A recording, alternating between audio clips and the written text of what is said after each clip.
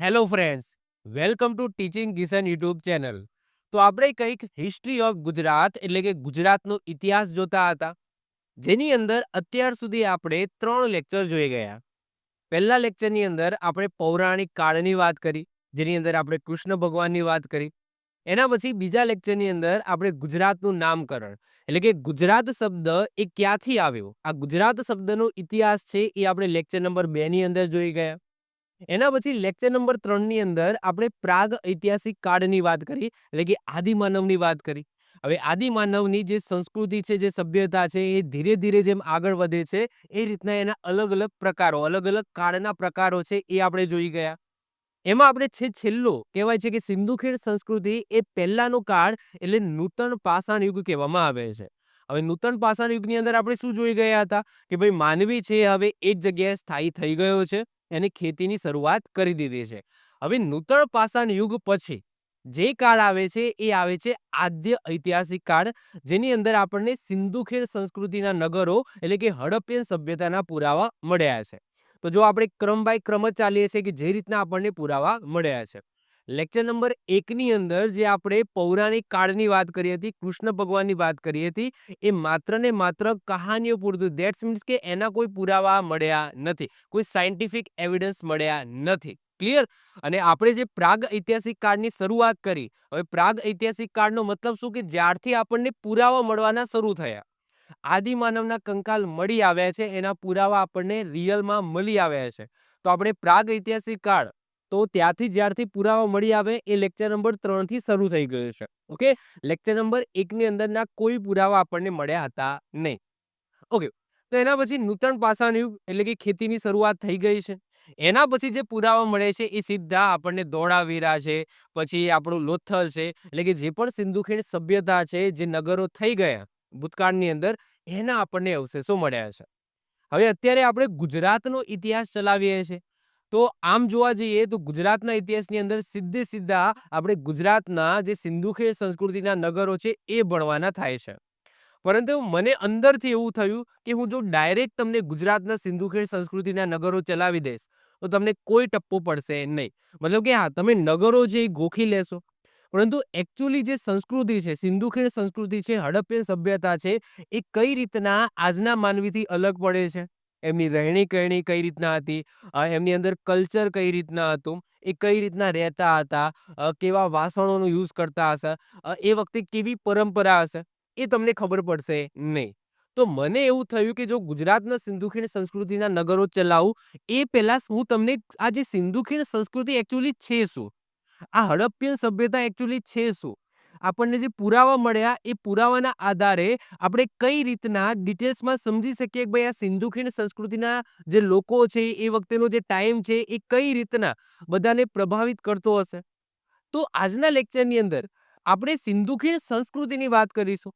આના પછીનો જે લેક્ચર આવશે એની અંદર આપણે ગુજરાતની સિંધુ ખીણ સંસ્કૃતિની વાત કરીશું. તો જ હું ફેરલી ભણાવી શકીશ, કારણ કે આ સિવાય જો તમે ડાયરેક્ટ ગુજરાતના સિંધુ ખીણ સંસ્કૃતિના નગરો ભણી જશો તો એ અનફેર રહેશે. મતલબ કે તમને આમ જોવા જઈએ તો ખબર પડશે કે ભાઈ આ રીતના નગરો હતા અને આ નગરોમાંથી આવી બધી વસ્તુ મળી આવી, પરંતુ એકચ્યુઅલી સિંધુ ખીણ સંસ્કૃતિ શું છે એ તમારે પહેલા જાણવું જોઈએ. તો જ તમે માઇન્ડની અંદર એ વસ્તુ રાખીને પછી જે ગુજરાતમાંથી નગરો મળી આવે છે એને સારી રીતના સમજી શકશો. તો આજના લેક્ચરની અંદર સ્પેસિફિક આપણે સિંધુ ખીણ સંસ્કૃતિની વાત કરવાની છે. બીજી વસ્તુ કે મેં યુટ્યુબ એનાલિટિક્સ જોયું છે, એની અંદર ઘણા બધા સ્ટુડન્ટ છે એ લેક્ચર જોવે છે, પરંતુ હજુ સુધી આપણી ચેનલને સબસ્ક્રાઇબ નથી કરી. આપણી ચેનલને સબસ્ક્રાઇબ કરી દો, એને ગ્રો થવાનો મોકો આપો, જેથી વધારે ને વધારે ગુજરાતના સ્ટુડન્ટો આ યુટ્યુબ ચેનલનો લાભ લઈ શકે. ઘણા બધા સ્ટુડન્ટો એવા છે જેના જોડે પૈસા નથી, કોઈ ક્લાસીસ કરવાના પૈસા નથી, કોઈ કોર્સિસ કરવાના પૈસા નથી, તો યુટ્યુબના માધ્યમથી એ ફ્રીમાં ભણી શકે. ઓકે, એટલીસ્ટ એટલું તો ભણી શકે અને થોડું સેલ્ફ સ્ટડી કરીને એ એક્ઝામ આપે તો કદાચ પાસ થઈ શકે, પોતાના મમ્મી પપ્પાના સપના છે એ પૂરા કરી શકે. તો વધુને વધુ લોકો સુધી આ લેક્ચર છે એને શેર કરો. આ યુટ્યુબ જે આપણી યુટ્યુબ ચેનલ છે જે ફ્રી એજ્યુકેશન પ્રોવાઈડ કરે છે એ મેક્સિમમ સ્ટુડન્ટ સુધી પહોંચાડો. તે તમારી પણ ફરજ છે, એટલું તો તમે કરી શકો છો. ઓકે, તો શરૂઆત કરીએ છીએ સિંધુ ખીણ સંસ્કૃતિની. તો સૌથી પહેલા તો આ જે સિંધુ ખીણ સંસ્કૃતિ અથવા તો હડપ્પિયન સભ્યતા. આ બે શબ્દો બોલીએ છીએ ને, સિંધુ ખીણ સંસ્કૃતિ અને હડપ્પિયન સભ્યતા. હવે સિંધુ ખીણ કેમ કહેવાય છે અને હડપ્પિયન કેમ કહેવાય છે એની વાત હમણાં કરીશું. એ પહેલા બે શબ્દો આવ્યા છે, સંસ્કૃતિ અને સભ્યતા. તો આ સંસ્કૃતિનો મતલબ શું થાય છે અને આ સભ્યતાનો મતલબ શું થાય છે એ સમજીએ પહેલા. તો માનવ છે એ પોતાના વિવેક બુદ્ધિથી જે વસ્તુઓનું નિર્માણ કરે છે એને સંસ્કૃતિ કહે છે, જે સમાજને જાણવા અને સમજવામાં મદદ કરે છે. સંસ્કૃતિ એ કોઈ સમાજ દ્વારા લાંબા સમય સુધી અપનાવેલી રીત રિવાજોનું પરિણામ છે. હવે સંસ્કૃતિ આપણે કોને કહીશું? જેમ કે હું વાત કરું કે ભાઈ હું ગુજરાતથી બિલોંગ કરું છું, તો આપણી સંસ્કૃતિ શું છે? તો આપણી સંસ્કૃતિ છે કદાચ બંગાળ, વેસ્ટ બંગાળની અંદર રહેતા લોકો છે એમની સંસ્કૃતિથી આખી અલગ હશે. અહીંયા ગરબા સરસ મજાના થાય છે. ત્યાં તમે જુઓ કે મહાકાળી માતાનું સારી રીતના એમનો ઉત્સવ થાય છે. મતલબ કે આખી સંસ્કૃતિ અલગ છે. તો સંસ્કૃતિ શબ્દ શું બતાવે છે? રીતિ રિવાજ બતાવે છે. આપણે જે રીતના લગ્ન કરીએ છીએ એ જ રીતના લગ્ન છે એ વેસ્ટ બંગાળના લોકો નહીં કરતા હોય. આપણી રીતભાત અલગ છે, એમની રીતભાત અલગ છે. તમે પછી વેસ્ટની અંદર જાઓ તો દક્ષિણ ભારતની અંદર જે પણ લોકો રહે છે બધા હિન્દુ જ છે, પરંતુ જે પણ લોકો રહે છે એમની સંસ્કૃતિ અલગ છે. ઓકે, એમના લગ્ન કરવાની પદ્ધતિ અલગ છે, એમની અંદર મરણ વિધિ કંઈક અલગ હશે. તો આ શું બતાવે છે? સંસ્કૃતિ બતાવે છે. અને આ સંસ્કૃતિ કોઈ એક બે દિવસની અંદર ઊભી થયેલી હોતી નથી. ઘણો લાંબો સમય લાગ્યો હોય છે ત્યારે આ પદ્ધતિ એ બનેલી હોય છે. આજે તમે તમારા રીતિ રિવાજો જે જોવો છો, તમે જે રિચ્યુઅલ છે એ ફોલો કરો છો, સાહેબ એ કોને બનાવે છે? તમારા દાદાએ, પરદાદાએ? ના, એમના પણ દાદા પરદાદા, એમના પણ પરદાદાથી આ જે રીતિ રિવાજો છે એ ચાલી આવે છે, એ તમે આજે ફોલો કરો છો. તો સંસ્કૃતિ બનતા એ વાર લાગે છે. તો સંસ્કૃતિ એટલે શું? કે માનવ પોતાની વિવેક બુદ્ધિથી કોઈ વસ્તુનું નિર્માણ કરે, કોઈ પરંપરાનું નિર્માણ કરે, જે સમાજને જાણવા અને સમજવામાં મદદ કરે. તમારી સંસ્કૃતિ એ તમારો સમાજ કેવો હશે એ જાણવામાં મદદ કરે છે. સંસ્કૃતિ એ કોઈ સમાજ દ્વારા લાંબા સમય સુધી અપનાવેલા રીતિ રિવાજોનું પરિણામ હોય છે. જ્યારે વાત કરીએ સભ્યતા, સભ્યતાનો મતલબ શું થાય? તો જ્યારે મનુષ્ય પોતાની જીવન પદ્ધતિ, રીતિ રિવાજ, સંશોધનો, આચાર વિચારથી પશુના દરજ્જાથી ઉપર આવતો જાય છે, એને સભ્યતા કહેવામાં આવે છે. એટલે કે સભ્યતા એ શું બતાવે છે? પ્રોગ્રેસ બતાવે છે. એટલે કે સમજી લો કે તમારા દાદા છે એ ધોતિયું પહેરતા હશે, પછી તમારા પપ્પા આવ્યા એ લેગો પહેરતા હશે, તમે આવ્યા જીન્સ પહેરતા હશો. તો આ શું બતાવે છે? સાહેબ આ કલ્ચર છે. સાહેબ એ કલ્ચર છે, પરંતુ આ તમારી પ્રોગ્રેસ છે. એટલે કે તમે શું કરો છો? તમારી જે સભ્યતા છે એ સભ્યતા ચેન્જ કરો છો, અપગ્રેડ કરો છો, તો એને સભ્યતા કહીશું. એટલે કે તમે સમજી લો કે પશુના દરજ્જાથી, એક્ઝામ્પલ તરીકે વાત કરીએ આદિમાનવ. આદિમાનવ છે એ ધીમે ધીમે પેલા બંદર હતો, પછી આદિમાનવ થયો, એના પછી પશુઓને ખાતો હતો, એના પછી કોઈ એક જગ્યાએ સ્થાયી થયો, એક જગ્યાએ સ્થાયી થઈને એને શું કર્યું? તો ખેતીવાડીની શરૂઆત કરી, અનાજ ખાતો થયો, ધીમે ધીમે પ્રોગ્રેસ થયું, ધીમે ધીમે પછી વસાહત બનાવી, એક આખું વસાહતની અંદર, કુટુંબની અંદર રહેવા માંગ્યો. તો આ બધું શું છે? એની પ્રોગ્રેસ છે. તો એને શું કહેવામાં આવે? સભ્યતા કહેવામાં આવે. ઓકે, અને એ પ્રોગ્રેસની સાથે સાથે જે રિચ્યુઅલ ફોલો કરે છે, એટલે કે જે કહેવાય છે કે જે કહી શકાય ને પરંપરા જે ફોલો કરે છે એને શું કહેવાય? એનું કલ્ચર કહેવામાં આવે. તો પ્રોગ્રેસ એટલે સભ્યતા, અને એ પ્રોગ્રેસ કરતા કરતા જે પણ રિચ્યુઅલ્સ, રીતિ રિવાજ બનાવે છે, તો એને શું કહેવામાં આવે? કલ્ચર કહેવામાં આવે. આ રીતના કલ્ચર અને સભ્યતા આ રીતના બંને અલગ પડે છે. ક્લિયર છે? આમ સંસ્કૃતિ એ માનસિક પ્રગતિ છે, જ્યારે સભ્યતા એ ભૌતિક પ્રગતિ સૂચવે છે. ઓકે, આ જો રિચ્યુઅલ છે એટલે કે જે સંસ્કૃતિ છે એ શું છે? માનસિક પ્રગતિ. તમે જે પણ રીતિ રિવાજ ફોલો કરો છો, એટલે કે તમારી જે લગ્ન વિધિ છે, આ લગ્ન વિધિની અંદર જે પણ તમે પરંપરા ફોલો કરો છો એ તમારી મનની અંદર છે. પરંતુ સભ્યતા એ ભૌતિક. ભૌતિક એટલે તમે, તમારી સભ્યતા દેખાય છે. એટલે કે તમે ધોતિયું પહેરતા હતા, ધોતિયા ઉપરથી પછી લેગા ઉપર આવ્યા, લેગા ઉપરથી તમે જીન્સ, તો આ વસ્તુ દેખાય છે ને? તો આ તમારું ભૌતિક પ્રોગ્રેસ થઈ. તો એને શું કહેવામાં આવે? સભ્યતા કહેવામાં આવે. ક્લિયર? અને જે કલ્ચર છે એ તમારા માનસિક રીતના હોય. તમારે ગરબા રમવાના છે, પરંતુ ગરબા એ કોઈ વસ્તુ છે એને તમે જોઈ શકો ના. એ તમારી પરંપરા છે, તમારી સંસ્કૃતિ છે, કલ્ચર છે. તો એ તમારી શું છે? માનસિક પ્રગતિ બતાવે છે. અને જ્યારે સભ્યતા છે એ તમારી ભૌતિક પ્રગતિ સૂચવે છે. ક્લિયર છે? તો જ્યારે પણ અહીંયા શબ્દ આવે છે સિંધુ ખીણ સંસ્કૃતિ અથવા તો હડપ્પિયન સભ્યતા, તો આ જે સંસ્કૃતિ અને સભ્યતા શું બતાવે છે એ તમને આઈ હોપ સો ખ્યાલ આવી ગયો હશે. ઓકે. એના પછી વાત કરીએ સિંધુ ખીણ સંસ્કૃતિની સમકાલીન સભ્યતા. હવે આપણને માઇન્ડની અંદર તો એવું જ હશે કે સાહેબ સિંધુ ખીણ સંસ્કૃતિના નગરો આપણે આપણા ભારતમાંથી જ મળી આવે છે, પાકિસ્તાનમાંથી મળી આવે છે, અફઘાનિસ્તાનમાંથી મળી આવ્યા છે. સાહેબ એવું નથી. દુનિયાની અંદર પૃથ્વીમાં ઘણા બધા દેશોની એ સમયની સભ્યતા ચાલતી હતી. આપણે આપણા ભારતની અંદર કારણ કે પહેલા અખંડ ભારત હતો, જેમાં પાકિસ્તાન એ પણ ભારતનો ભાગ હતો.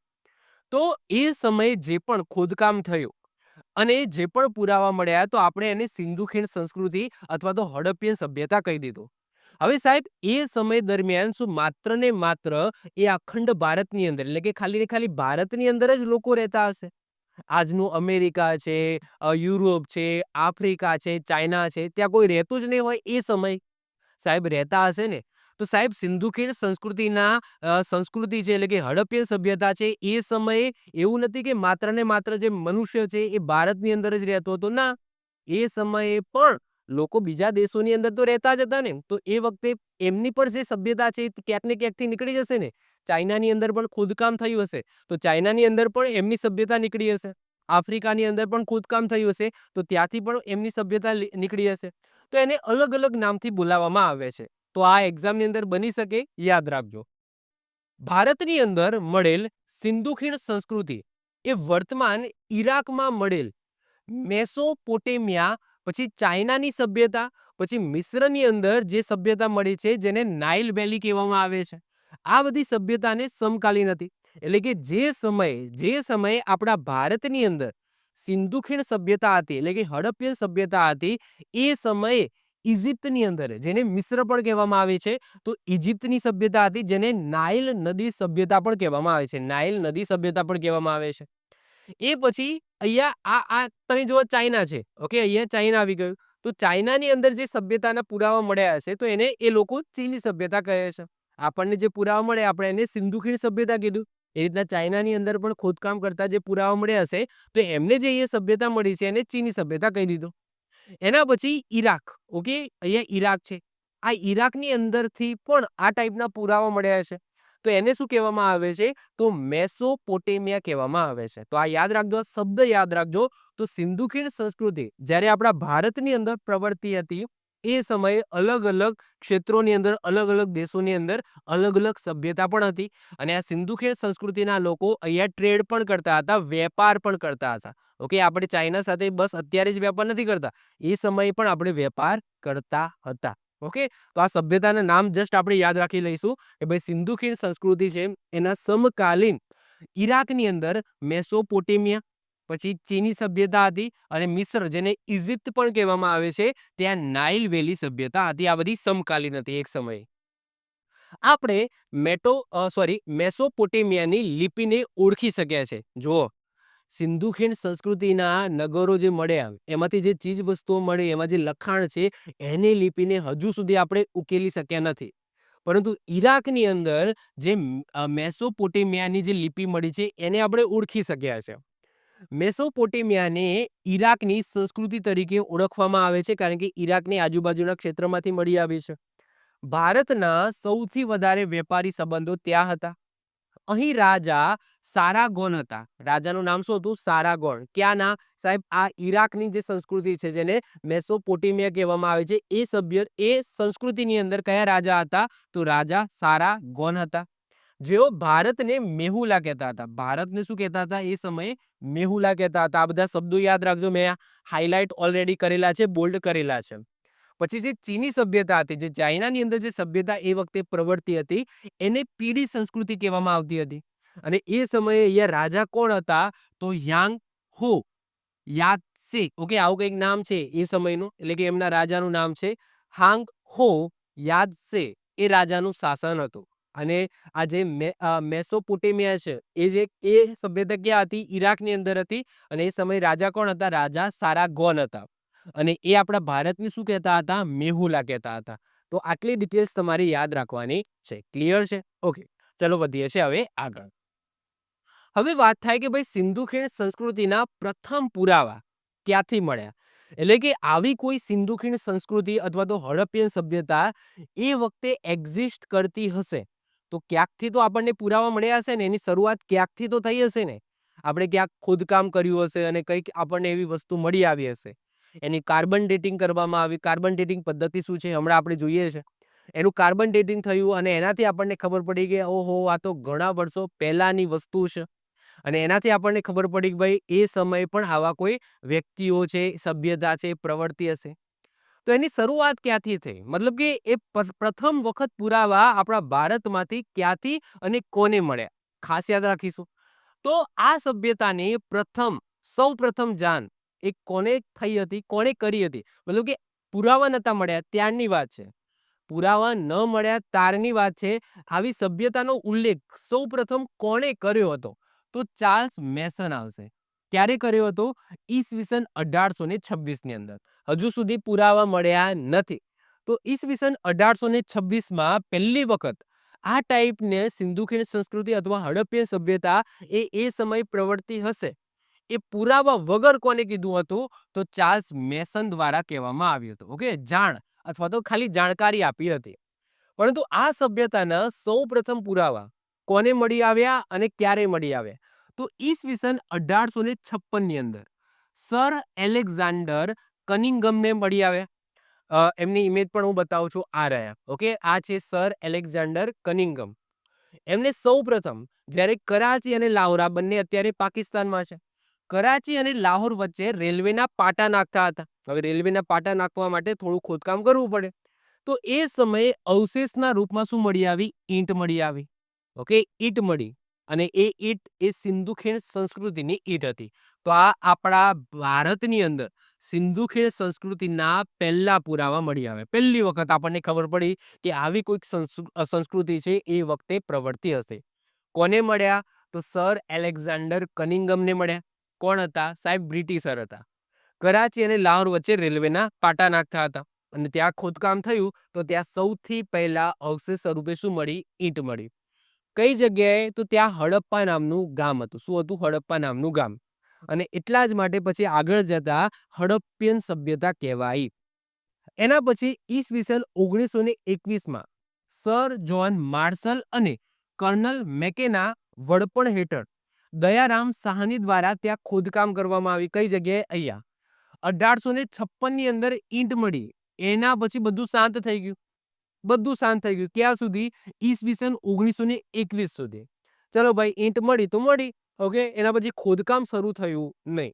એના પછી આગળ જતા ઈસવીસન 1921માં સર જ્હોન માર્શલ અને કર્નલ મેકેના એમના વડપણ, એમના અંડર કોને કામ કર્યું? દયારામ સાહની, અને એમને અહીંયા ખોદકામની શરૂઆત કરી. હડપ્પા નામના ગામે આ સ્થળ સૌપ્રથમ શોધાયું હોવાથી સમગ્ર સભ્યતાને શું કહેવામાં આવે છે? હડપ્પિયન સભ્યતા કહેવામાં આવે છે. આ હડપ્પિયન શબ્દ ક્યાંથી આવ્યો? આ જે ઈંટ મળી હતી, જે આગળ જતા 1921માં દયારામ સાહની દ્વારા ત્યાં ખોદકામની શરૂઆત થઈ. તો જે જગ્યાએ ઈંટ મળી હતી, એટલે કે જે જગ્યાએ પહેલી વખત ખોદકામ થયું, જેની બાજુમાં હડપ્પા નામનું ગામ હતું, એટલા માટે આ આખી સભ્યતાને, હવે એના પછી જેટલા પણ પુરાવા, જેટલા પણ નગરો મળ્યા, આ બધા આખી એક સમાજને, આ જે સભ્યતા છે એને શું નામ આપવામાં આવ્યું? હડપ્પિયન સભ્યતા એવું નામ આપવામાં આવ્યું. એના પછી હડપ્પા એ સિંધી શબ્દ છે. આ હડપ્પા શબ્દ એ સિંધી શબ્દ છે જેનો મતલબ શું થાય છે? શિવનું ભોજન. આપણે યાદ રાખીશું.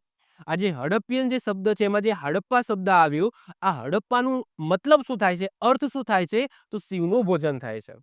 એના પછી એક વર્ષ પછી, એટલે કે ઈસવીસન 1922 આવે છે. 1922માં રખલદાસ બેનર્જી આવે છે અને આ રખલદાસ બેનર્જી દ્વારા સિંધના લારખાનામાં સિંધુ નદીના તટ પાસે શું કર્યું? ખોદકામ શરૂ કર્યું અને ત્યાં એક નગર મળી આવ્યું જેનું નામ છે મોહેન્જો-દારો. અને આ મોહેન્જો-દારો ઉપર જ મૂવી બનેલું છે. આઈ હોપ સો તમે મૂવી જોયું હશે. ન જોયું હોય તો જોઈ લેજો. એની અંદર પણ આ સિંધુ ખીણ સંસ્કૃતિના ઘણા બધા કલ્ચર્સ, રિચ્યુઅલ્સ છે એ બતાવેલા છે. ઋતિક રોશનનું મૂવી છે, તો ન જોયું હોય તો એક વખત ટાઈમ મળે, ટાઈમ કાઢીને જોઈ લેવું. ઓકે, એવું નહીં કે આપણે સ્ટડી કરવું. ઓકે, થોડો ટાઈમ આપણા માટે પણ કાઢવો, એન્જોયમેન્ટ માટે પણ કાઢવો. ઓકે, ગાંડા નથી થઈ જવાનું. લાઈફ એન્જોય કરતા કરતા તમારે તૈયારી કરવાની છે.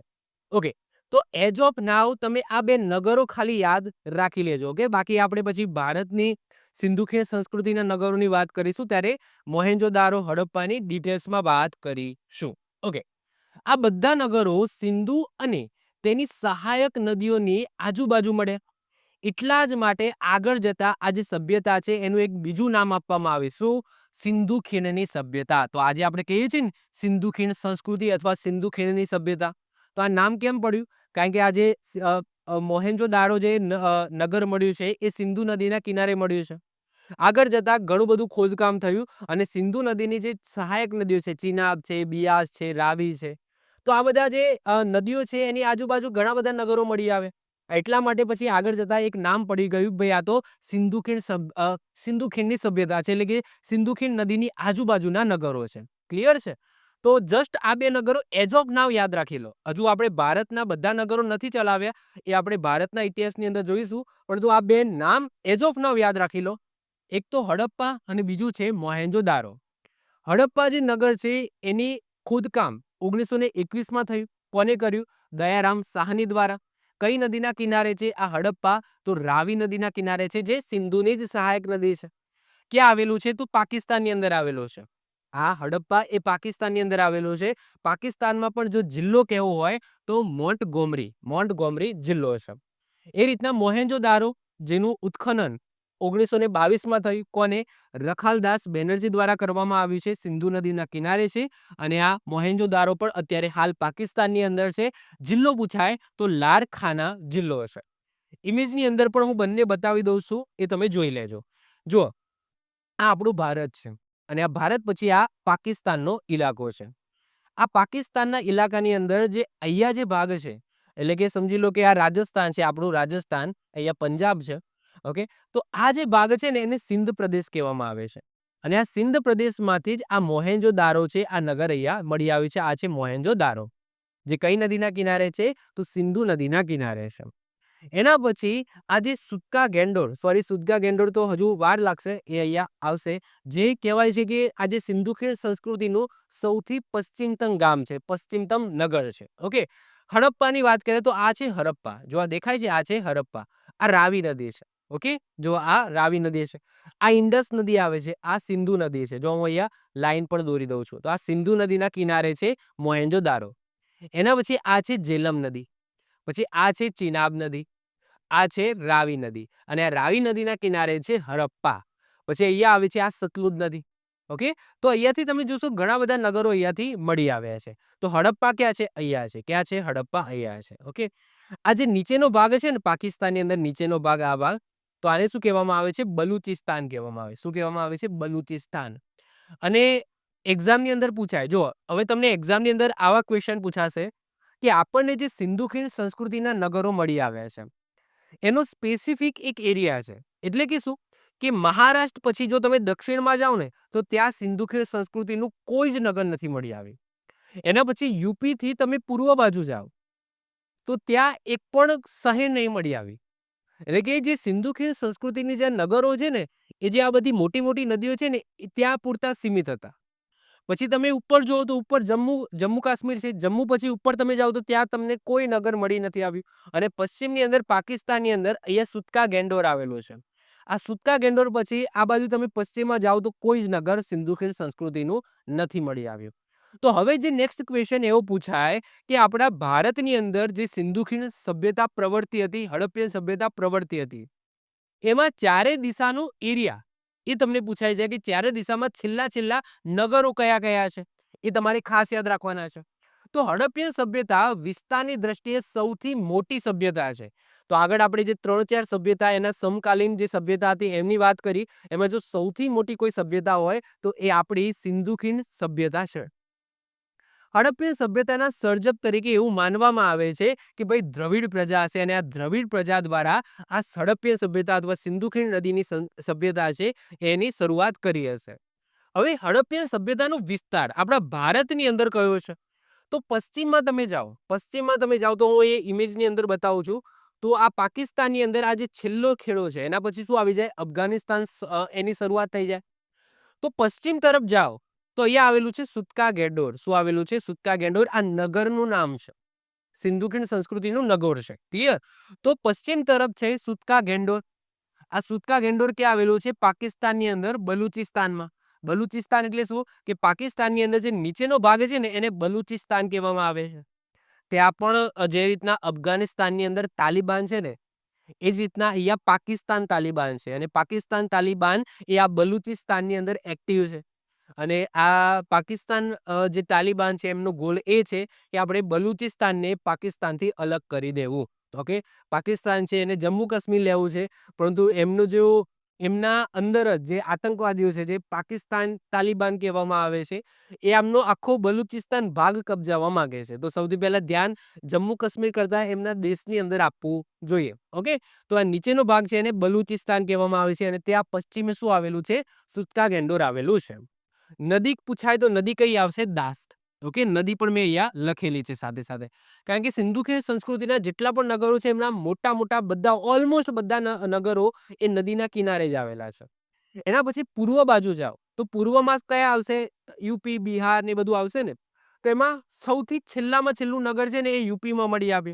યુપી પછી ભાઈ આસામ, પછી આગળ જાઓ છત્તીસગઢ છે, ઝારખંડ છે, પછી કલકત્તા છે, પછી આ બાજુ તમે જાઓ નાગાલેન્ડ છે. તો એ બધા રાજ્યોમાંથી કોઈ નગર મળી આવ્યું નથી. ઓકે, છેલ્લામાં છેલ્લું પૂર્વ બાજુ નગર જો મળી આવ્યું હોય તો એ યુપીમાં મળી આવ્યું છે. એમાં કયું નગર છે? આલમગીરપુર. કયું? આલમગીરપુર મળી આવ્યું છે, જે કઈ નદીના કિનારે છે? હિન્ડન નદીના કિનારે છે. એના પછી ઉત્તર. ઉત્તર એટલે ઉપરની બાજુ. ઉપરની બાજુથી સૌથી છેલ્લામાં છેલ્લું જે નગર મળી આવ્યું છે એ છે માંડા, જે ક્યાં આવેલું છે? જમ્મુ કાશ્મીરની અંદર. કઈ નદીના કિનારે છે? ચિનાબ નદીના કિનારે છે. એના પછી દક્ષિણમાં જો કોઈ છેલ્લામાં છેલ્લું નગર મળી આવ્યું હોય તો એ મહારાષ્ટ્રમાં મળી આવ્યું છે. મહારાષ્ટ્રની અંદર. મહારાષ્ટ્ર પછી તમે દક્ષિણ બાજુ જાઓ તો એ ત્યાં સિંધુ ખીણ સંસ્કૃતિનું કોઈ નગર નથી.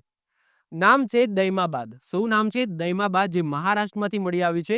કઈ નદીના કિનારે છે? તો પ્રવરા નદીના કિનારે છે. અને આ પ્રવરા નદી એ બીજી કઈ જ નહીં, ગોદાવરી નદીની સહાયક નદી છે.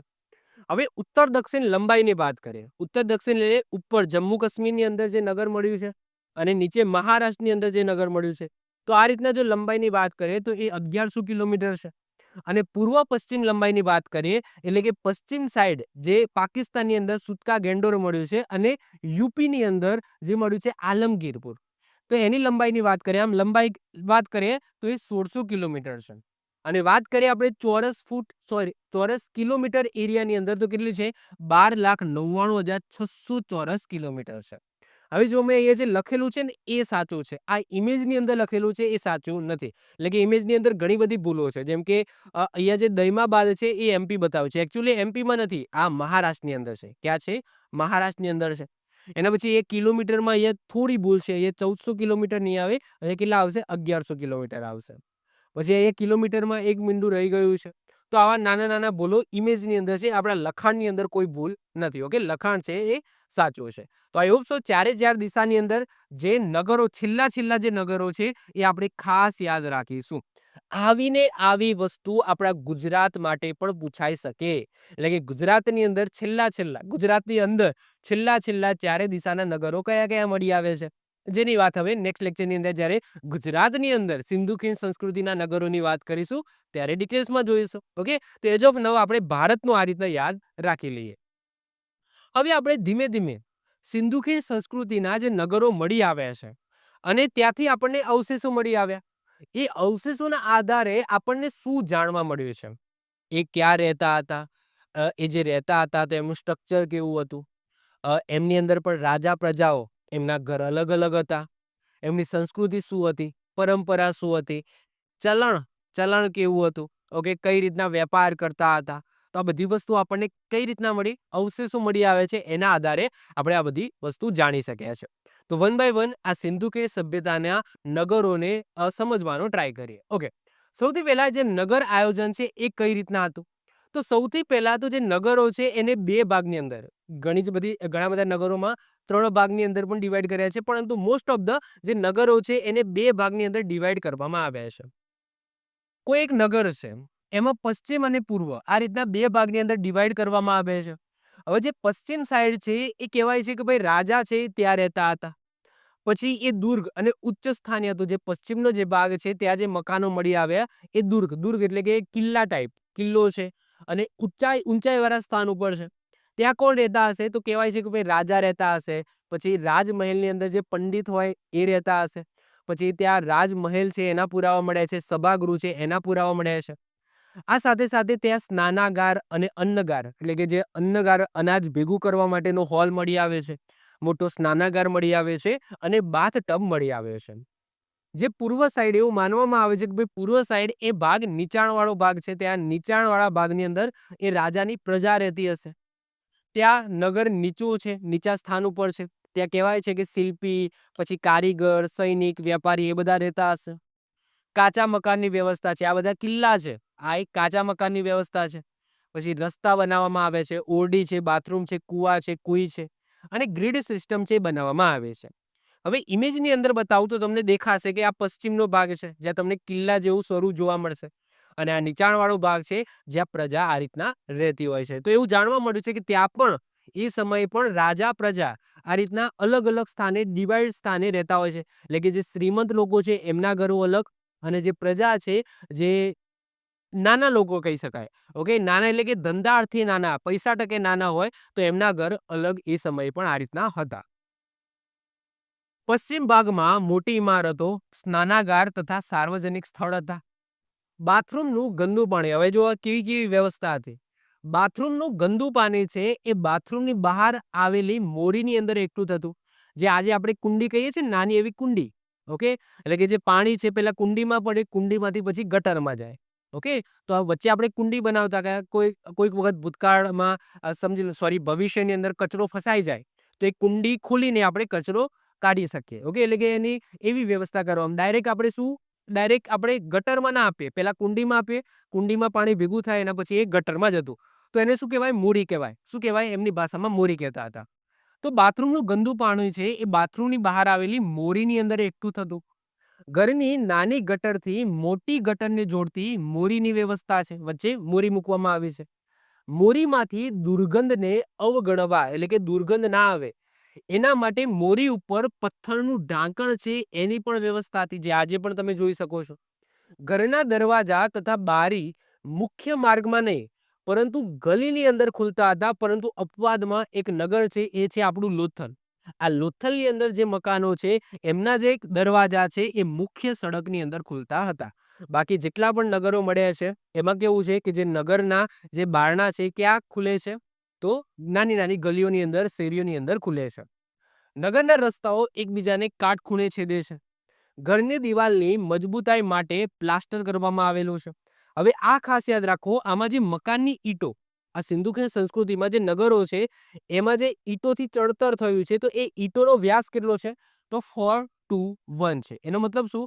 કે 4 લંબાઈ છે, 2 પહોળાઈ છે અને 1 ઊંચાઈ છે. એટલે આવી કોઈ ઈંટ છે, સમજી લો કે આ ઈંટ છે, આ રીતના કોઈ ઈંટ છે. 3D માં તમે વિચારી શકો, ઓકે. આ 3D હું તમને કહું છું. તો આ રીતના વિચારો, તો આ જે ભાગ છે એ 4 હશે, ઓકે. પછી પહોળાઈ ધેટ્સ મીન્સ કે આ રીતના આમ તમે 3D માં વિચારો, ઓકે. તો આ જે હશે એ હશે 2 અને આ હશે એ 1 હશે. તો આ રીતના લંબાઈ, પહોળાઈ અને ઊંચાઈ આ રીતના આ વ્યાસની હતી. ઈંટોને જોડવા માટે જીપ્સમ અને કોલસાનો ઉપયોગ થતો હતો. જે બે ઈંટોને જોડવા માટે એ વખતે તો સિમેન્ટ હતા ને, તો જીપ્સમ અને કોલસાથી એ બે ઈંટો છે એને જોઈન કરવામાં આવતું હતું. એના પછી સિંધુ ખીણ સંસ્કૃતિની દિવાલોમાં વપરાયેલી ઈંટો. હવે અલગ અલગ સ્થાને અલગ અલગ ઈંટો વપરાયેલી છે. એટલે કે જે શ્રીમંતના ઘર છે ત્યાંની ઈંટો અલગ છે, જે પ્રજા રહેતી હતી ત્યાંની ઈંટો અલગ છે, ત્યાંનું જે સ્નાનાગાર છે, જે અન્નના કોઠારો છે એની અંદર અલગ અલગ ઈંટોનો યુઝ થતો હતો. તો એ બધી ઈંટો પણ અહીંયા લખેલી છે. જેમ કે કાચી ઈંટોનો યુઝ ક્યાં થતો હતો? પછી રક્ષાની દિવાલ, પછી ચબૂતરા, પછી રસ્તામાં માટી પૂરણ, આ બધા માટે કાચી ઈંટોનો યુઝ થતો હતો. પાકી ઈંટો છે એ રાજમહેલ ભવનના નિર્માણ માટે પાકી ઈંટોનો યુઝ થતો હતો. પછી ફન્નીદાર ઈંટો છે એનો યુઝ જળના નિકાસની વ્યવસ્થા માટે, પછી મોરી છે, કુવા છે, કુઈ છે એ બનાવવા માટે ફન્નીદાર ઈંટોનો યુઝ થતો હતો. પછી અલંકૃત ઈંટો, એવી ઈંટોનો યુઝ છે એ એકમાત્ર નગર કાલીબંગા, જ્યાં મકાન બનાવવા માટે ફર્શ પર આ ઈંટો વપરાયેલી હતી. એટલે કે જે અલંકૃત ઈંટો છે એ માત્ર ને માત્ર કાલીબંગા, જે સિંધુ ખીણ સંસ્કૃતિનું એક નગર છે જેની વાત આપણે કરીશું, ભારતનો ઇતિહાસ ચલાવીશું ત્યારે. તો આ કાલીબંગાની અંદર મકાન બનાવવા માટે ફર્શ પર આ ઈંટો વપરાયેલી હતી. પછી એલ આકારની ઈંટો, એના પણ પુરાવા મળ્યા છે, જેનો ઉપયોગ મકાનના સાંચામાં, પછી મકાનની બહારના હિસ્સામાં અને મકાનના કિનારા ઉપર આ ટાઈપની ઈંટોનો ઉપયોગ થતો હતો. તો અલગ અલગ ટાઈપની ઈંટો છે જેનો ઉપયોગ અલગ અલગ જગ્યાએ એમની અનુકૂળતા પ્રમાણે એ લોકો કરતા હતા. એના પછી હડપ્પીય સભ્યતાની લિપિ, એટલે કે આપણે ખોદકામ કર્યું, આ ખોદકામ ઉપરથી કંઈક પુરાવા મળ્યા, ઈંટો ને બધી વસ્તુ તો મળી છે, પરંતુ એ શું બોલતા હશે, એ અંદરો અંદર કઈ રીતના ચર્ચા કરતા હશે, એટલે કે એમની ભાષા તો કહી શકાય, સાથે સાથે એ ભાષાને લેખિત રૂપમાં કઈ રીતના લખતા હશે, તો એ પણ અહીંયા એને આપણે લિપિ કહીએ છીએ. તો એ લિપિના પણ પુરાવા મળ્યા છે. હવે એ લિપિ તમે જોશો ને તો મોટા ભાગની અંદર ચિત્રામણ હશે, એટલે કે ચિત્રો છે એમને વધારે મહત્વ આપવામાં આવ્યું છે અક્ષર કરતા. તો હડપ્પીય લિપિમાં લગભગ 400 ચિત્રો છે. કેટલા? 400 ચિત્રો છે.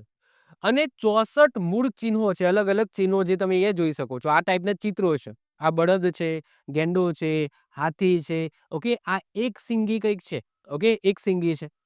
તો અલગ અલગ તમે જોઈ શકો છો, ઘોડા ટાઈપનું છે.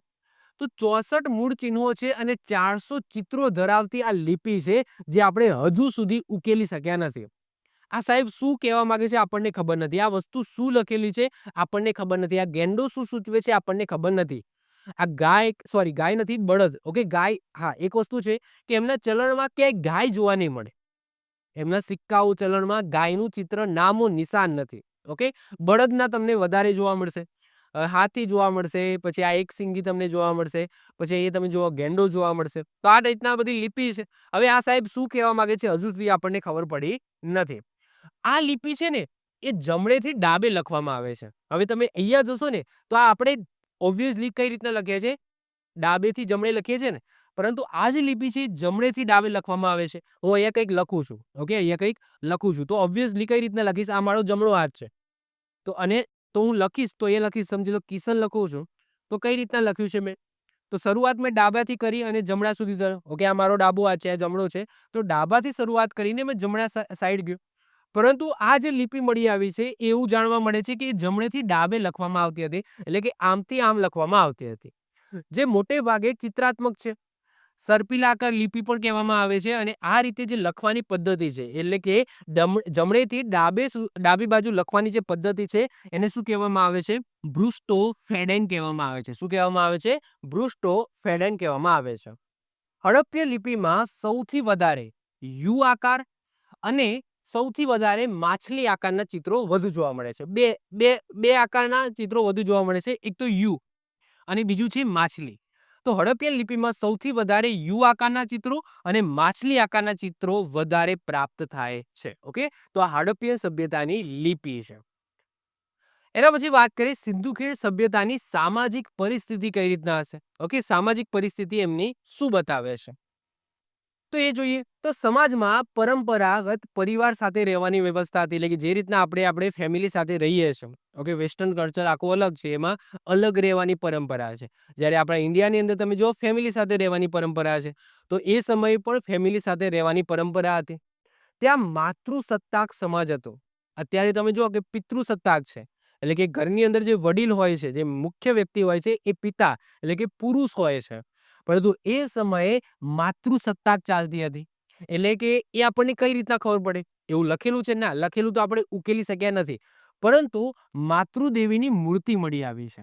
અને આ માતૃદેવીની મૂર્તિ આ હડપ્પામાંથી મળી આવી, જેના આધારે એવું આપણે કહી શકાય કે એ સમયે માતૃસત્તાક સમાજ ચાલતો હશે.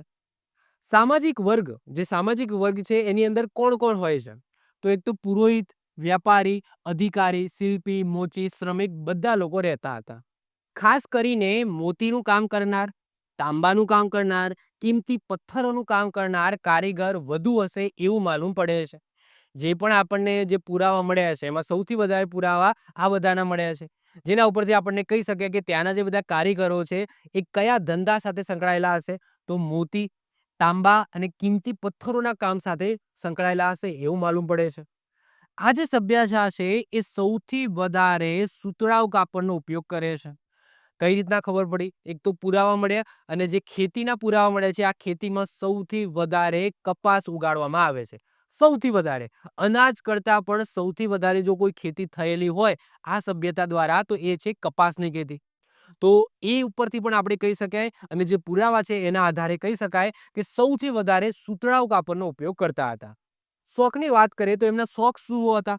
એ તો એક નવી વાનગીઓ બનાવી, રમત-ગમત અને મનોરંજનના સાધનો બનાવવાનો એમને શોખ હતો. આ જે સભ્યતા છે એ શાકાહાર અને માંસાહાર બંને ફોલો કરતી હતી. તો જે રીતના આપણી સભ્યતા છે તો અમુક માંસ ખાય છે, અમુક શાકાહારી છે. તો એ વખતે પણ શાકાહાર અને માંસાહાર બંને ચાલતું હતું. હાથીદાંત અને શંખમાંથી બનાવેલ બંગડી અને વિવિધ આભૂષણ એ મળી આવ્યા છે. આભૂષણમાં સોના, ચાંદી, છીપ અને માટીના હતા. એ વખતે લોખંડ શું છે એમને ખબર જ નથી. મતલબ કે એ સમયના લોખંડના કોઈ પુરાવા મળ્યા નથી. લોખંડની કોઈ વસ્તુ છે નહીં. તો એ સોના, ચાંદી, છીપ, માટી એ બધાનો યુઝ કરતા હતા. તો સાહેબ જ્યાં લોખંડ યુઝ થતો હતો ત્યાં શેનો યુઝ કરતા હતા? સાહેબ તાંબાનો યુઝ કરતા હતા. આપણે અત્યારે જે સમયે જે વસ્તુની અંદર લોખંડનો યુઝ કરીએ છીએ એ વખતે ત્યાં તાંબાનો એ સમય યુઝ થતો હતો. એટલે કે લોખંડની કોઈ વસ્તુ બનતી હતી નહીં. એના પછી આગળ વાત કરીએ સિંધુ ખીણ સભ્યતાની આર્થિક સ્થિતિ એટલે કે પૈસે ટકે એ કેવા હતા? તો સાહેબ હડપ્પા સભ્યતાનો મુખ્ય વેપાર શું હતો? ખેતી હતો. એ ખેતી ઉપર જીવન ગુજારતા હતા. એવું આપણને કઈ રીતના ખબર પડે છે? સાહેબ અનાજના કોઠારો મળી આવ્યા છે. હવે અનાજના કોઠારો છે એનો મતલબ કે ભરપૂર એ અનાજનું ઉત્પાદન કરતા હતા. તો એવું કહી શકાય કે એ સભ્યતા ખેતી સાથે વધુ સંકળાયેલી હતી. કાલીબંગામાંથી ખેડેલ ખેતરના પણ અવશેષો મળ્યા છે. ખેડાયેલું ખેતરના અવશેષો આપણને મળ્યા છે કાલીબંગામાંથી. બનાવલી એ શહેર છે જે હરિયાણામાં આવેલું છે, સિંધુ ખીણ સંસ્કૃતિનું શહેર છે. ત્યાં હળના અવશેષો આપણને મળ્યા છે. સૌથી વધારે ખેતી શેની થતી હતી? મેં વાત કરી એમ કપાસની થતી હતી. અને જો અનાજની વાત કરીએ તો ઘઉં, જવ છે, તલ છે, કઠોળ છે એનું બીજું ઉત્પાદન થતું હતું. શેરડીના ઉત્પાદનના કોઈ અવશેષો નથી. એટલે કે શેનું ઉત્પાદન નતા કરતા? તો શેરડી ઉગતી હતી એવા આપણને કોઈ પુરાવા મળ્યા નથી. ફળોમાં વાત કરીએ તો તરબૂચ, દાડમ, નારિયેળ, લીંબુ એનું ઉત્પાદન કરતા હતા. માછીમારી સાથે સંકળાયેલા હતા. એટલે કે માછીમારીથી એ પરિચિત હતા. એમને માછીમારી આવડતી હશે. સાહેબ એવું આપણને કઈ રીતના ખબર પડી? કારણ કે ત્યાં શું મળ્યા છે? તાંબાના હૂક મળ્યા છે. જે માછલી પકડવા માટે જે હૂકનો ઉપયોગ થાય ને એ હૂક મળી આવે. જેના આધારે આપણે કહી શકીએ કે ભાઈ ક્યાંક ને ક્યાંક એમને માછીમારી આવડતી હશે. મુખ્યત્વે આંતરિક અને બાહ્ય વેપાર ઉપર આધારિત વ્યવસ્થાઓ હતી. ઓકે, અંદરો અંદર પણ વેપાર કરતા હતા અને ઇન્ટરનેશનલ પણ વેપાર કરતા હતા. ગાય, ભેંસ, ઊંટ, બળદ, હાથી જેવા પ્રાણીઓને એ પાળતા હતા અને વાહન વ્યવહાર માટે બળદગાડાનો ઉપયોગ કરતા હતા. અને એવું જાણવા મળ્યું છે કે સૌથી પ્રથમ જો પાલતુ પશુ હોય તો એ હતું એમનો કૂતરો. શું હતું? કૂતરો. ઓકે, તો આવી બાબત પણ આપણને જાણવા મળે છે.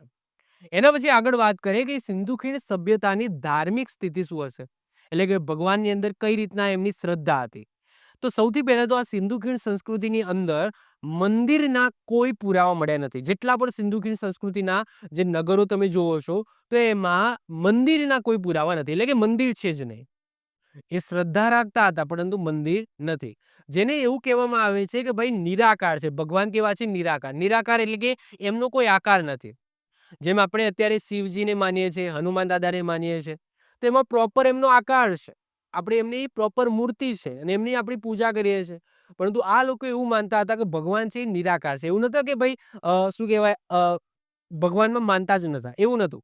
ઓકે, નાસ્તિક નતા, એ આસ્તિક હતા. ભગવાનમાં બહુ જ માનતા હતા, રિચ્યુઅલ પણ ફોલો કરતા હતા, પરંતુ એ ભગવાનને નિરાકાર માનતા હતા. એટલે કે એમનો કોઈ આકાર નથી. ભગવાન છે પરંતુ એમનો કોઈ આકાર નથી એવું માનતા હતા. એટલા માટે મંદિર એમને બનાવ્યા નથી. વૃક્ષ અને મૂર્તિ પૂજાના ઉપાસક હતા. હવે અહીંયા મૂર્તિ પૂજા લખી છે એટલે કે મૂર્તિ છે એ ભગવાનની મૂર્તિ નહીં. શેની મૂર્તિ? તો જે દેખાય છે એની મૂર્તિ. એ શું કરતા હતા? સમજી લો કે પીપળાના વૃક્ષ, જેમાં આગળ આપણે એક પુરાવા પણ મળ્યા છે કે પીપળાના વૃક્ષ છે, આ પીપળાના વૃક્ષની પૂજા કરવા માટે પીપળાના વૃક્ષના આગળ એક શિંગડાવાળા દેવતા છે એ બનાવ્યા છે. જેમાં એ પૂજા તો કોની કરે છે? પીપળાના વૃક્ષની. પરંતુ પીપળાના વૃક્ષને માનવનું સ્વરૂપ આપીને એમની પૂજા કરવામાં આવે છે. તો જે ગોડ છે એ ગોડની નિરાકાર માને છે. પરંતુ જે પણ પ્રકૃતિ તમે જુઓ છો, પ્રકૃતિ છે એની જે પૂજા કરે છે એમાં એ લોકો શું કરતા હતા? તો એ એમનું સ્ટ્રક્ચર છે ક્રિએટ કરતા હતા. એટલે કે એમની મૂર્તિ બનાવતા હતા. ટૂંકમાં માતૃદેવીની મૂર્તિ મળી આવી છે. માતૃદેવી એટલે એવું જાણવા મળ્યું છે કે સાહેબ એ ધરતી માતા છે. એટલે કે જે દેખાય છે એમની પૂજા કરતા હતા. ધરતી માતા દેખાય છે એમની પૂજા કરતા હતા. તો આપણને માતૃદેવીની મૂર્તિ આ રીતના મળી આવી છે. અને એવું જાણવા મળે છે આપણને જે મહિલાના ગર્ભમાંથી, એટલે કે એવી મૂર્તિ છે જે ગર્ભવતી મહિલા છે અને એમના ગર્ભમાંથી એક છોડ છે એ ઉગતો હોય એવું બતાવવામાં આવે છે. ધેટ્સ મીન્સ કે એવું જાણવા મળે છે કે આ જે મૂર્તિ છે એ ધરતી માતાની છે. જે રીતના ધરતી માતા ઉપર જે ફૂલ, છોડ, ઝાડ ઉગી નીકળે છે એ રીતના અહીંયા એક મહિલા છે, મહિલાનું સ્ટ્રક્ચર બનાવ્યું છે, ગર્ભવતી બતાવી છે અને ત્યાંથી છોડનો જન્મ થતો હોય એવું બતાવવામાં આવે છે, જેનાથી આપણને ખબર પડે છે કે ધરતી માતાની પૂજા થતી હતી. આ સાથે સાથે એ લોકો યોની અને લિંગની પણ પૂજા કરતા હતા. એટલે કે પુરુષ અને સ્ત્રીના જે પ્રાઇવેટ પાર્ટ્સ હોય એની પણ પૂજા થતી હોય છે. જે રીતના અત્યારે તમે જાઓ તો આસામની અંદર આઈ થિંક મને ખબર છે ત્યાં સુધી યોનિની પૂજા કરવામાં આવે છે. ત્યાં જે શક્તિપીઠ છે, શક્તિપીઠમાં પણ કઈ કામાખ્યા, માં કામાખ્યા, આ માં કામાખ્યા દેવી તમે મંદિર જાઓ તમે તો ત્યાં યોનિની પૂજા કરવામાં આવે છે. મંદિરોનો અભાવ હતો એવું માનવામાં આવે છે કે નિરાકાર ઈશ્વરમાં એમની શ્રદ્ધા હતી. મોહેન્જો દરાવમાંથી પદ્માસનમાં બેઠેલા પુરુષ, પછી પશુપતિ એટલે કે મહાદેવ, પછી શિવનું મોહર, પછી સ્વસ્તિકનું મોહર આપણને મળી આવે છે. આ બધા સિક્કાઓ મળી આવે છે, નોટ અ મૂર્તિ. મૂર્તિ આપણને નથી મળી. જો આ રીતના તમે જોઈ શકો છો. ઓકે, તો પદ્માસનમાં બેઠેલા પુરુષને આપણને મળી આવે છે પુરાવા. પશુપતિ એટલે કે મહાદેવના પુરાવા મળ્યા છે. શિવનું મોહર મળી આવ્યું છે. પછી સ્વસ્તિક, સ્વસ્તિક એટલે સાંથીઓ, એની પણ મોહર મળી આવી છે. આ બધા સિક્કા ઉપર આમના સ્ટ્રક્ચર છે કુંડાળેલા છે. હું તમને આગળ પણ હું બતાવીશ. ઓકે, આગળ આવશે એ બતાવીશ. એક મુદ્રામાં શિંગડાવાળા દેવતા છે. એક મુદ્રાની અંદર શિંગડાવાળા દેવતા છે એ મળી આવે છે, જે પીપળાના વૃક્ષની શાખાઓ વચ્ચે ઊભા છે. એમની સામે એક ઉપાસક છે જે ઘૂંટણ ઉપર બેસેલો છે. જેથી આપણે કહી શકાય કે ભાઈ પીપળાના વૃક્ષની પૂજા થતી હતી. પીપળાનું વૃક્ષ છે, એની આગળ એક વ્યક્તિ છે અને એ વ્યક્તિને સામેવાળો વ્યક્તિ છે એ ઘૂંટણ ઉપર બેસીને શું કરે છે? નમન કરે છે, પૂજા કરે છે, નમસ્કાર કરે છે. જેનાથી કહી શકાય કે ભાઈ પીપળાના વૃક્ષની પૂજા એ વખતે થતી હશે. ઓકે, એના પછી 3 સંસ્કારના પુરાવા મળી આવે છે. જે રીતના અત્યારે પણ 3 સંસ્કાર ચાલે જ છે. ઓકે, 3 સંસ્કાર ચાલે છે. જેમ કે હિન્દુની અંદર અગ્નિદાહ ચાલે છે. એટલે કે મનુષ્યના મૃત્યુ પછી શું કરવામાં આવે છે? એને સળગાવી દેવામાં આવે છે. પછી મુસલમાન સમાજ છે, ખ્રિસ્તી સમાજની અંદર પૂર્ણ સમાધિ, સમાધિ ધેટ્સ મીન્સ કે દાટવામાં આવે છે. એના પછી પારસીની અંદર શું હોય છે? આંશિક સમાધિ હોય છે.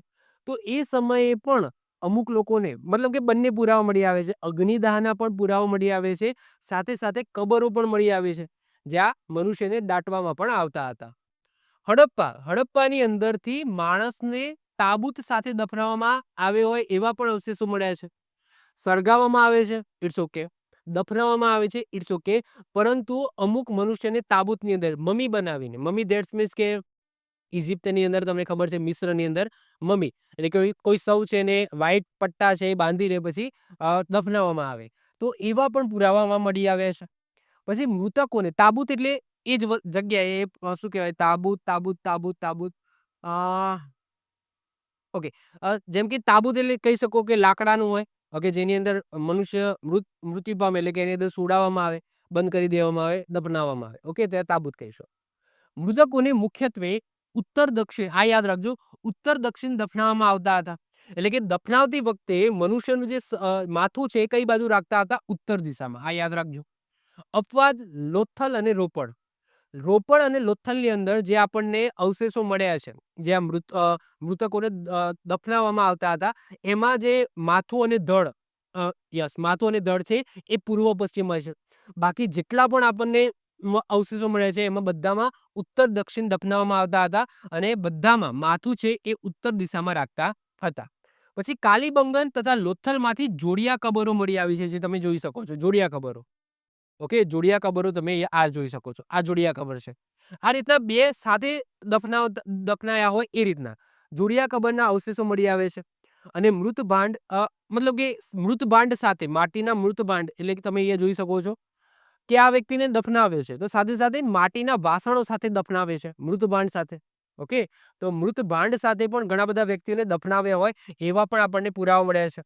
પછી અત્યેષ્ટિ સામગ્રી દાટવાનું ચલણ હતું. એટલે કે તમે એ જોઈ શકો છો આ રીતના સાધન સામગ્રી દાટવાનું પણ ચલણ હતું. રોપડની અંદર માનવ સાથે કૂતરાનું હાડપિંજર પણ મળી આવે છે. મનુષ્યને દફનાવે છે એ સાથે સાથે કૂતરાને પણ એની સાથે દફનાવે છે. કદાચ એ પ્રેમી હોઈ શકે. ઓકે, કૂતરા પ્રેમી હોઈ શકે. કાલીબંગનમાં શબને દફનાયા પછી એનો અગ્નિ સંસ્કાર કરવાના પણ પુરાવા મળે છે. કાલીબંગનમાં કેવા પુરાવા મળે? સૌથી પહેલા મૃત્યુ પછી એને દફનાવવામાં આવ્યો. થોડી વખત દફનાયા પછી, થોડા સમય દફનાયા પછી એને કાઢવામાં આવે અને એના જે અવશેષો હોય, અસ્થિ હોય, જે બચી ગઈ હોય, દફનાયા પછી પણ એનો અગ્નિ સંસ્કાર કરવામાં આવે. એવા પણ પુરાવા મળી આવે છે. પછી એ લોકો પુનર્જન્મની અંદર વિશ્વાસ કરતા હોય એવા પણ આપણને પુરાવા મળી આવે છે. તો આ બધા એમના 3 સંસ્કારના પુરાવા છે. એના પછી પ્રતીકો અને મહત્વ. એ શું માનતા હતા? કોને પ્રતીક તરીકે લેતા હતા? તો સ્વસ્તિક એટલે કે સાથીઓ. ઓકે? જે આપણું સાથીઓ છે ને, સાથીઓ, સાથીઓ. આ સાથીઓ છે. ઓકે? હા, સાથીઓ છે. તો આને શું કહેવામાં આવે? સ્વસ્તિક કહેવામાં આવે.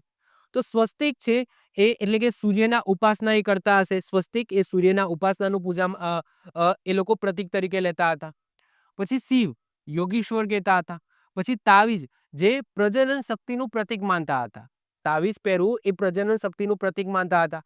પછી બળદ છે એને શિવના વાહન તરીકે પૂજામાં લેતા હતા. પછી બકરી છે એને બલિ માટે એનો ઉપયોગ કરતા હતા.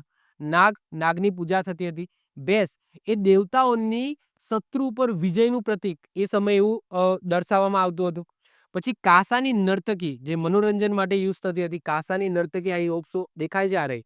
આ કાંસાની નર્તકી છે, જે બહુ ફેમસ છે. આ ઇમેજ બહુ ફેમસ છે હડપ્પન સભ્યતાની. આ ઇમેજ પણ બહુ ફેમસ છે, જેની વાત હમણાં કરીએ છીએ. તો કાંસાની નર્તકી મળી આવી છે, જેના ઉપરથી ખબર પડે કે ભાઈ આ મનોરંજન એ વખતે ચલણ હશે.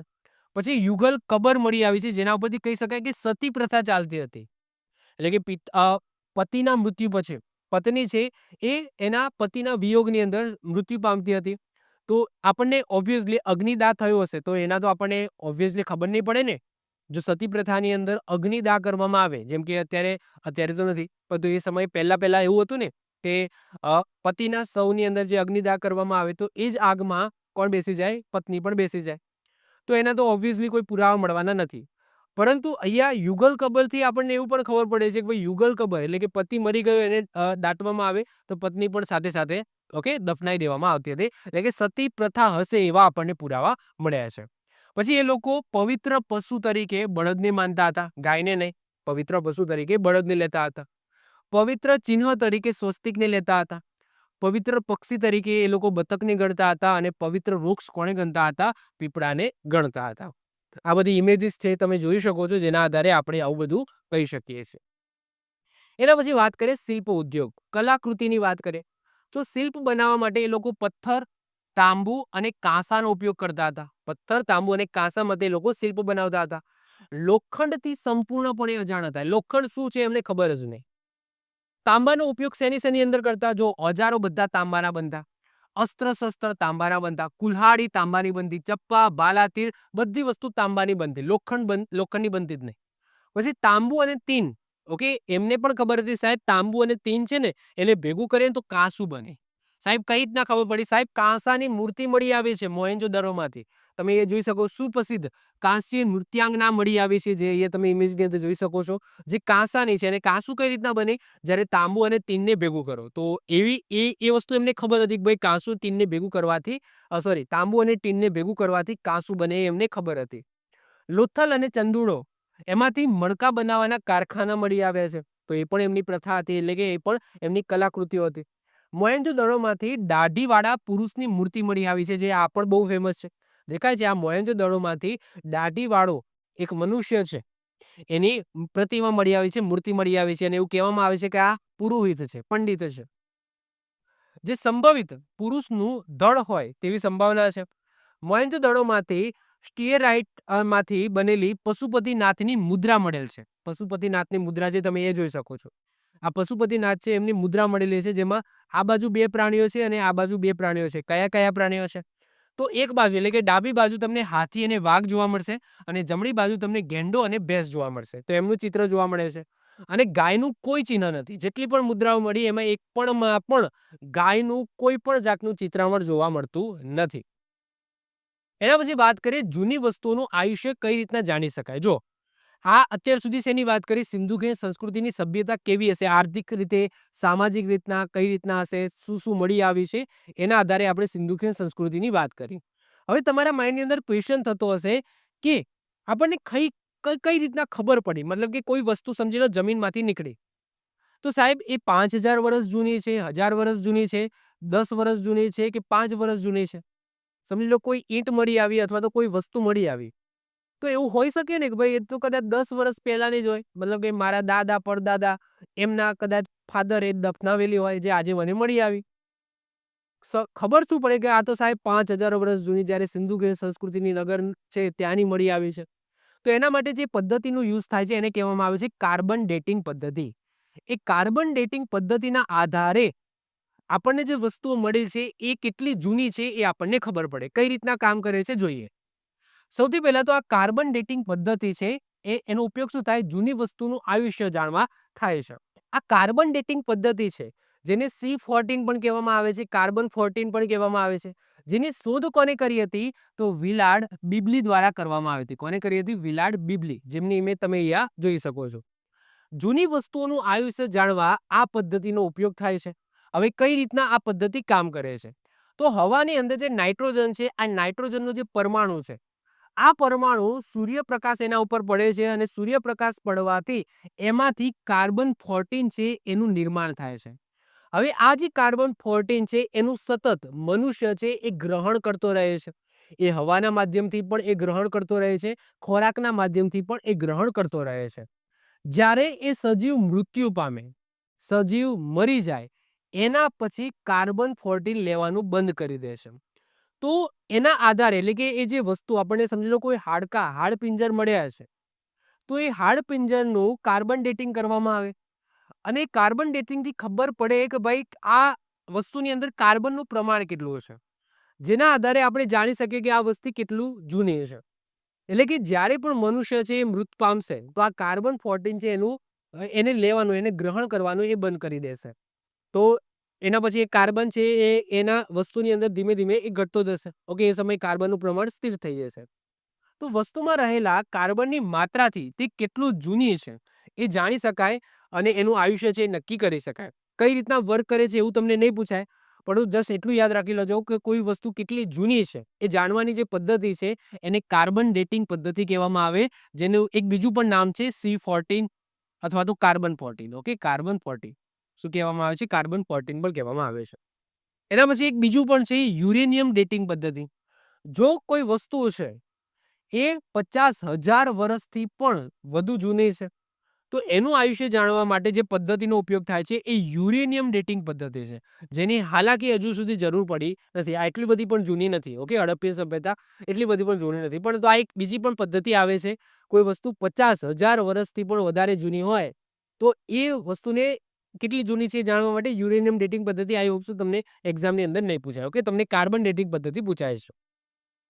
હવે સાહેબ જે પણ સંસ્થા ઉત્ખનન કરે છે, એટલે કે આ હાલ આપણે જોયું કે ભાઈ હડપ્પા શોધ્યું, મોહેંજો-દારો શોધ્યું, એના પછી ભાઈ લોથલ શોધ્યું, ધોલાવીરા શોધ્યું, બીજા ઘણા બધા નગરો, રંગપુર ને ઘણા બધા નગરો શોધ્યા. તો એની કોઈક બોડી તો હશે ને કે જે આના ઉપર કામ કરતી હશે, કે કોઈક સંસ્થા જે આ રીતના ખોદકામનું કામ કરતી હશે. તો એ જે સંસ્થા છે એ સંસ્થાની વાત કરીએ તો જેને કહેવામાં આવે છે ભારતીય પુરાતત્વ સર્વેક્ષણ, ઇંગ્લિશમાં કહીએ તો આર્કિયોલોજીકલ સર્વે ઓફ ઇન્ડિયા દ્વારા આ બધું ઉત્ખનનનું કામ કરવામાં આવે છે. વાત કરીએ આ સંસ્થાની તો ભારતીય પુરાતત્વ સર્વેક્ષણની સ્થાપના ક્યારે થઈ હતી? 1861 થઈ હતી. કોના દ્વારા થઈ હતી? તો એલેક્ઝાન્ડર કનિંઘમ દ્વારા થઈ હતી. જેમાં મોટું યોગદાન કોને આપ્યું હતું? તો લોર્ડ કેનિંગે આપ્યું હતું. તો લોર્ડ કેનિંગની ભલામણ કહો અથવા તો ઘણી બધી એમના હેલ્પ થકી આ સ્થાપના કરવામાં આવી હતી આર્કિયોલોજીકલ સર્વે ઓફ ઇન્ડિયાની, જેનું ગુજરાતીમાં નામ કહીએ તો ભારતીય પુરાતત્વ સર્વેક્ષણ.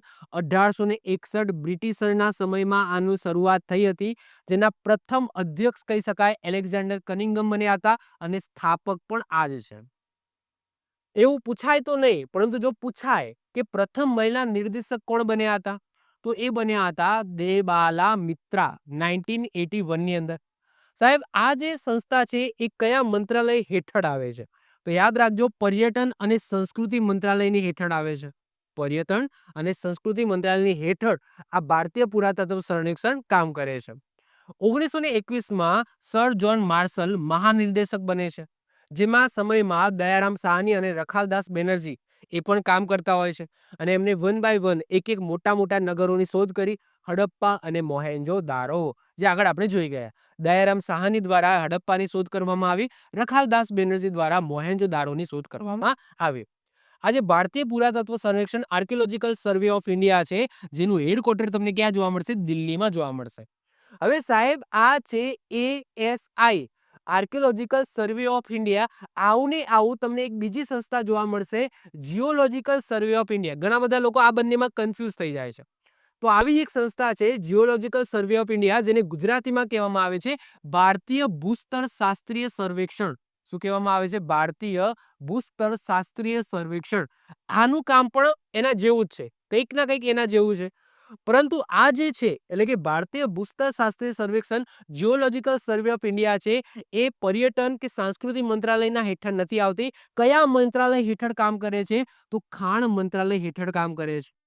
આની સ્થાપના કોને કરી હતી? કોઈ વ્યક્તિએ નથી કરી, પરંતુ ઈસ્ટ ઇન્ડિયા કંપની એટલે કે અંગ્રેજોની જે કંપની આવી હતી વેપાર માટે, ઈસ્ટ ઇન્ડિયા કંપની, એને જ કરી હતી. આનું હેડક્વાર્ટર દિલ્હીમાં નથી, યાદ રાખજો, કલકત્તામાં છે. પશ્ચિમ બંગાળના કલકત્તામાં છે. અને આની સ્થાપના ક્યારે કરવામાં આવી હતી? 1851 ની અંદર કરવામાં આવી હતી. તો બંને સંસ્થા અલગ છે. Archaeological survey of India headquarter તમને દિલ્હીમાં જોવા મળશે. Geological survey of India, okay, geological survey of India, જેનું હેડક્વાર્ટર તમને ક્યાં જોવા મળશે? કલકત્તાની અંદર જોવા મળશે, પશ્ચિમ બંગાળની અંદર જોવા મળશે. ક્લિયર? તો આ ખાસ તમે યાદ રાખજો. તો આ સાથે સિંધુ ખીણ સંસ્કૃતિ શું છે એની વાત આપણે આજના લેક્ચરમાં કરી. આઈ હોપ સો લેક્ચર ગમ્યો હશે. નેક્સ્ટ લેક્ચરમાં આપણે ગુજરાતની અંદર જે પણ સિંધુ ખીણ સંસ્કૃતિના નગરો આવેલા છે એની વાત ડિટેલ્સમાં કરીશું. તો આઈ હોપ સો તમને લેક્ચર ગમ્યો હશે. લેક્ચર ગમ્યો તો લેક્ચરને લાઈક કરી દો, મિત્રો સાથે શેર કરી દો. આ ચેનલ ઉપર પહેલી વખત આવ્યા હોય તો ચેનલને સબસ્ક્રાઇબ કરીને બાજુમાં બેલ આઇકન છે એને દબાવી દો, જેથી કોઈ નવો વિડીયો અપલોડ કરું તો એની નોટિફિકેશન તમને મળતી રહે અને તમારો કોઈ પણ વિડીયો મિસ ના થાય. તો મળીશું નેક્સ્ટ લેક્ચરમાં. બાય, ઓલ ધ વે, જય હિન્દ, જય ભારત.